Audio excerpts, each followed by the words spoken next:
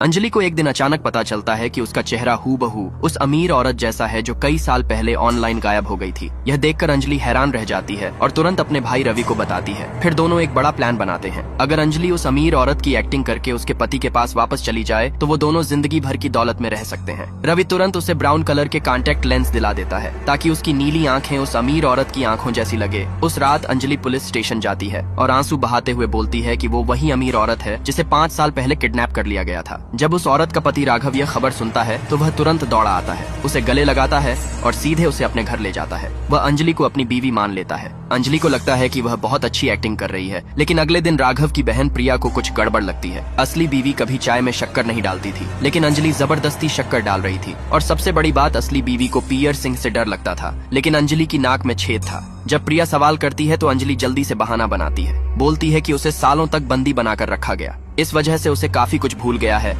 और रही बात ना की पियर्सिंग की, तो वो तो गायब होने से एक दिन पहले करवाई थी। प्रिया को थोड़ी तसल्ली हो जाती है, लेकिन अगले दिन जब अंजलि साइन करती है तो प्रिया देखती है कि उसने दाहिने हाथ से साइन किया, जबकि असली बीवी तो बाएं हाथ से लिखती थी। प्रिया को पूरा यकीन हो जाता है कि अंजलि नकली है। वो तुरंत अपने भाई राघव को बताती है, लेकिन राघव सबको बेवकूफ बोलकर प्रिया की बात नहीं मानता। यहाँ तक कि जब प्रिया पुलिस अफसर को साथ लेकर आती है तब भी राघव सबके सामने अंजलि को सपोर्ट करता है। लेकिन असल में राघव ने एक चिट्ठी में अपनी शक की बात लिख दी और वह चुपचाप अंजलि को पकड़ा। अंजलि वो चिट्ठी पढ़कर डर जाती है और रवि से मिलने जाती है। वो गुस्से से पूछती है कि तुमने मुझे पहले क्यों नहीं बताया कि असली बीवी लेफ्ट हैंडेड थी। रवि बोलता है कि उसे खुद नहीं पता था। सेफ रहने के लिए रवि अमीर आदमी राघव के घर में ड्राइवर की नौकरी पकड़ लेता है। अब वो अंदर से सब चीजों पर नजर रखने लगता है। एक दिन अंजलि को कुछ गुप्त डॉक्यूमेंट्स मिलते हैं, लेकिन जब वह ध्यान से देखती है तो वह सिर्फ पेपर्स होते हैं जिनसे पैसे नहीं निकाले जा सकते। रवि उसे कहता है कि ढूंढते रहो। तभी अचानक प्रिया वहां आ जाती है और दोनों भाई बहन एक कोने में छिप जाते हैं। प्रिया जैसे ही घूमने वाली होती है, राघव उसे आवाज देकर बुला लेता है